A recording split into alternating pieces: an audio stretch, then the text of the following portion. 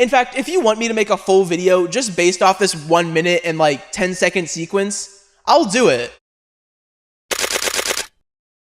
Okay, here we go. If I end up calling this video what I plan to call it, then you might be a little confused. In the other times I've overanalyzed a fight, they've typically been compilations of Overanalyzing Naruto, the series where I overanalyze Naruto episode by episode. But that won't be what's happening this time, because while Lee vs Kimimaro is a good 20 to 30 minutes in length, I'm instead going to be talking about 1 minute and 20 seconds worth of intense fight choreography within episode 124, which I believe is one of the best pieces of fight choreography original Naruto has to offer. When I overanalyzed episode 124 of Naruto, I overanalyzed the first 10 seconds of this fight choreography, which I plan to add into this video, but everything else here will be entirely unique. Something I will mention though before going into it is that when I overanalyzed episode 124, I called this fight a big chess match. And this video is really going to prove it. And like I said in that video, some frames are just going to look terrible since they were meant to be seen in 24 FPS, so just bear with it. And yeah, become a member on Patreon if you want, and I'm not wasting your time anymore.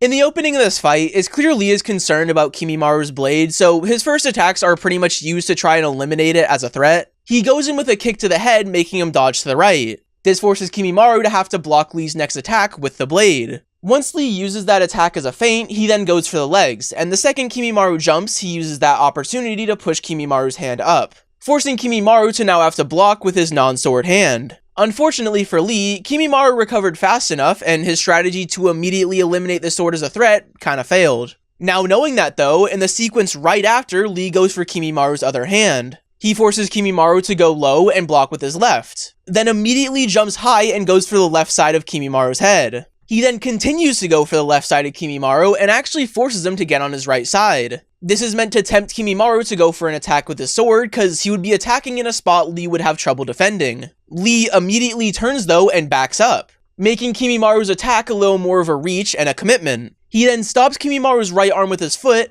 and then uses his other foot to kick him back. This puts Kimimaro off balance, which now allows Lee to go on a full offensive attack. Because Kimimaro was off balance, he knew he has to play defense here until he can find his balance, so that's exactly what he does. Lee then goes for his non-sword hand again, which opens up Kimimaro's stomach. Lee uses that opportunity to try to hit him in the gut, which forces Kimimaro to block with his sword, effectively eliminating it for any sort of counterattack off of the first move. Lee then goes for Kimimaro's head, and punches so fast his arm just doesn't exist in the shot. Kimimaro blocks it though, which puts his sword in between Lee's left arm and the rest of Lee's body. If Kimimaro were to go for an aggressive attack here, he could potentially land a lethal blow, but it's also a huge commitment. He ultimately opts for a more neutral move. He attacks Lee only enough to make him back up, but not enough for Lee to punish him for it. This move is extremely optimal for Kimimaro because he was just on complete defense, but now this move helps cut some of Lee's previous advantage. Not fully, however, because Lee goes for a kick, which, given Kimimaro's current positioning, forces him to block with his sword.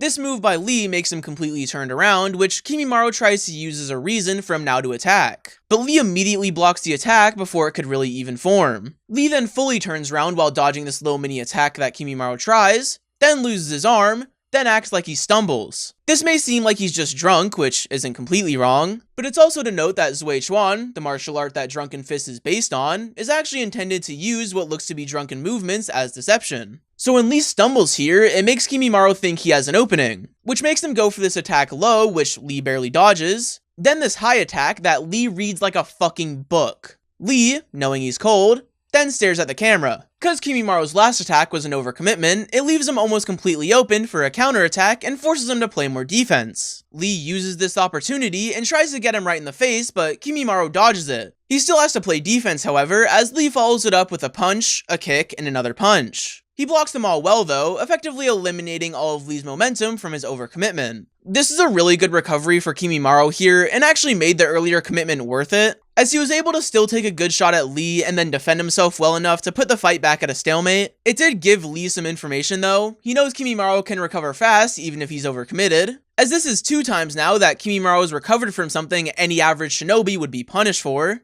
and one of the main reasons he's able to do that is his sword. And Lee remembers this too, something I'll bring back up near the end of the video. Lee tries to regain some of his earlier momentum by starting out again on the offensive. He goes for a really quick punch to Kimimaro's non-sword hand, effectively trying to bait him into yet another huge commitment. Kimimaro then bites again, and Lee dodges again, making it another pretty big commitment for Kimimaro. Lee this time, however, doesn't try to get off a big hit on him, and instead goes for Kimimaro's sword. He punches his arm, and Kimimaro actually loses his sword for a second. He gets it back, however, which, if anything, is impressive, then immediately backs up. Lee uses this to go on yet another full offensive, and for some reason just uses his feet. At this point, I think you can already tell who has the momentum. Like, Lee has outplayed Kimimaro in every aspect so far. He's made him overcommit on multiple occasions and has gone closer to punishing him for it every time. And Kimimaro really hasn't had a true point where he can be on the offensive either. It's mostly just 1 or 2 attacks, then he's back to defending, which is also thanks in part to Lee's moves being unpredictable. This is something that Kimimaro understands is a problem and needs to be stopped immediately, so when he sees a break in Lee's constant attacks, he goes for a kick to get him off his feet. Then once he lands in front of him, he uses the Camellia dance. This dance is a bunch of quick stabs, then a huge slash at the end, something that, in theory, would help put him in a more offensive position during this fight. Unfortunately, he doesn't account for Lee being an absolute dog as he dodges every single stab. And even in this moment, Lee's still smart enough to bait Kimimaro into another overcommitment, as right here he would again, in theory, be completely open for a free hit. Kimimaro understands this and goes for a slash, but Lee in the moment stops his body from going any further down, effectively dodging Kimimaro's slash and making him look like a fucking idiot in the process. This now means that Kimimaro's Camellia dance didn't really do anything for him as Lee attacks him again. This time, however, going for the hand that holds his sword. And if you haven't noticed at this point, Lee is switching where he starts his opening attack to make it more unpredictable for Kimimaro. He started with the head to eliminate the sword, then he went for Kimimaro's other hand a couple times, and now he's going for Kimimaro's sword hand.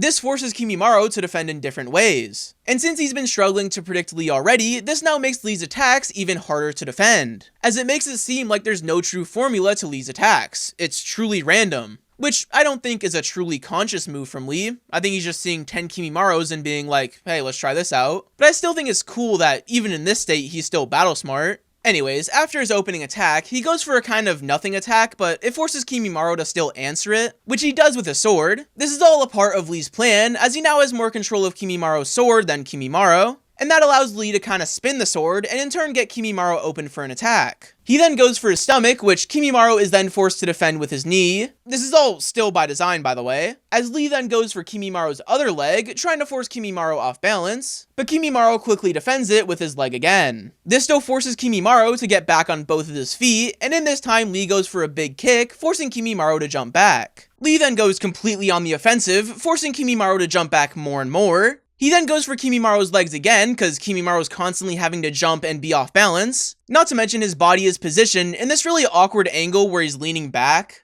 meaning that if Lee does get Kimimaro's feet, then Kimimaro would be falling down at around this angle. Kimimaro is also aware of that, so he defends his own legs. In an effort to get Lee away from his legs, he goes for this sort of kick thing, hoping that it would force Lee to back off and allow him to recover. This is exactly what Lee was looking for though, as he's then able to grab Kimimaro's leg. Lee then forces Kimimaro's legs off the ground and at that horizontal angle I was talking about earlier. Hold it! Did you catch it? Remember what I said earlier? Lee was taking in information this entire time. And earlier during this fight, he realized Kimimaro was still able to recover easily even when he's off balance. So he took Kimimaro's legs out of the occasion, effectively making it so Kimimaro didn't have an opportunity to regain balance. This allowed Lee's open attack to be an actual open attack, and he uses the opportunity to get a good hit off. This hit was also really effective for the moment, as it took away Kimimaro's sword, something he was trying to do this entire time, which unfortunately for Lee didn't actually mean anything in the long run, because Kimimaro pops his curse mark right after this, and Lee gets absolutely fucked by it. In Overanalyzing Naruto, I called this fight sequence a chess match, and I think by going through each move like this, you truly see it.